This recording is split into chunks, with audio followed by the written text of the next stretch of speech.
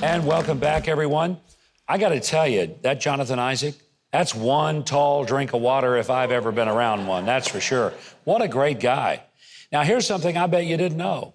May is National Motorcycle Awareness Month.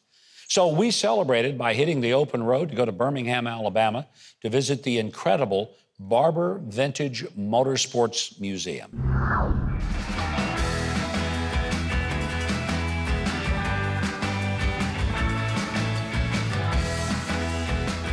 Hello, my name is Jeff Ray, and I'm the Executive Director of the Barber Vintage Motorsports Museum here in Birmingham, Alabama. We're home to the largest collection of motorcycles known to exist in the world, and if you visit our museum, you'll see at least 1,000 bikes on display at any given time.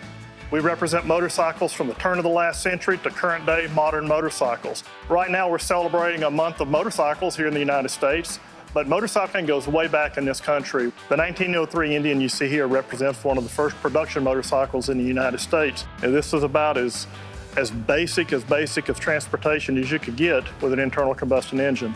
This is a 1912 Harley-Davidson single. This was state-of-the-art at the time.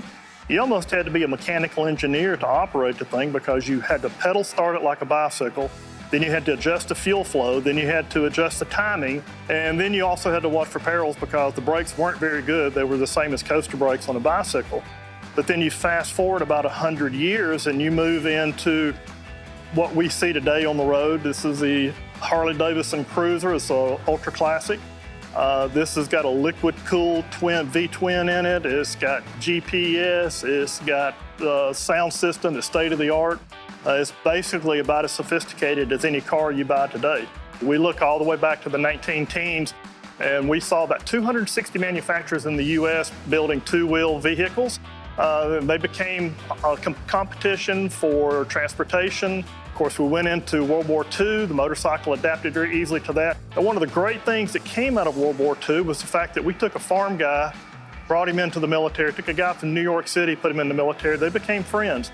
And after the war, they kept that unity of the unit going. And a lot of that is how we evolved these motorcycle clubs and motorcycle organizations, which became part of the culture of our fabric of our nation. Motorcycling today in this country is really unique, where it's considered a form of recreation. In Europe, it's still a legitimate form of transportation and people depend on it. And even with the fuel prices going up today, we'll see more and more people, riding a motorcycle, but it's still really recreation. It's a time to get away. It's a time to get your mind clear and just go out and enjoy. Some people say that the greatest generation of motorcycling is my generation. I was a product of the 70s, and everybody had a dirt bike, everybody got to ride. But I really think that as the recreation element moves forward, that our future is very bright. It may not be fully internal combustion engine, but there'll always be a motorcycle element out there for transportation and for recreation and just for the pleasure of it all.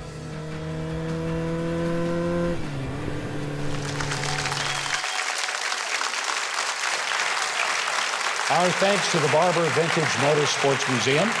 Now, continuing the motorcycle theme, we're also lucky to have one of the greatest collections of vintage motor vehicles on earth right here in Nashville. And to share something very special, please welcome the founder of the Lane Motor Museum, Jeff Lane. Jeff, welcome. Thank you. Great to have you here. Great to be here. Who knew there were so many motorcycle museums?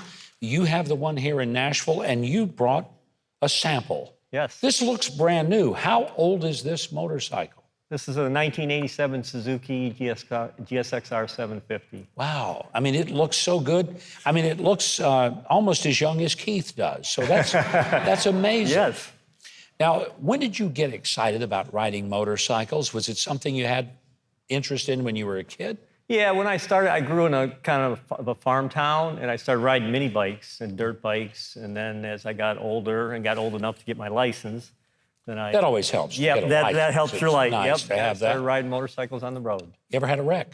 I have not. I mean, in the dirt I have. Really? Many in the dirt. But I mean, like on the road, but never? not on the road. No. Wow. Yeah.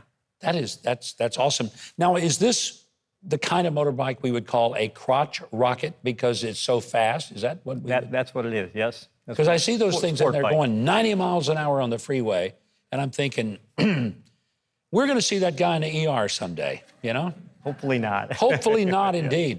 But tell us about when people come to your place here in Nashville. What are they going to see? So we have cars and motorcycles. We're predominantly cars. We have mostly European cars and mostly different cars that you haven't seen other places, like micro cars. We have some propeller-powered cars, amphibious cars. Wow. We have some cars that are we have one car that's kind of a half motorcycle and a half car. So there was a gentleman in France that he liked to ride a motorcycle, and his wife liked a little more creature comfort. So there's like a little cabin in front where she can sit with a windshield and windows and everything, and then he sits on the back on kind of like a motorcycle and steers. So it's kind of a little, something for everybody. I think I might actually like that one. The sidecar thing would be kind of cool. Yep. So, National Motorcycle Awareness Month. I didn't know there was such a thing until we did this feature on the show. And it's a growing thing. People really are using it, not just for transportation, but right now, it's cheaper to ride a motorcycle than it is to drive a car with gas at $4.50 and above a gallon, right? Yeah, most motorcycles hold like 2 or 3 gallons and get 50 to 100 miles per gallon, depending on the size of the motorcycle. Well, we hope people will come to Nashville because they want to come to see the Huckabee show. But while they're here, they need to go see the museum as well. Jeff, thank you very much for being here. Motorcycles are only the beginning of the amazing collection of vintage vehicles that you're going to see at the Lane Motor Museum in Nashville. So learn more about it, as well as the Barber Vintage Motorsports Museum in Birmingham. How to do that? Real simple. Go to Huckabee.tv. We've got the links to all of it. So when you come here to Nashville, you can go to the Lane Museum as well.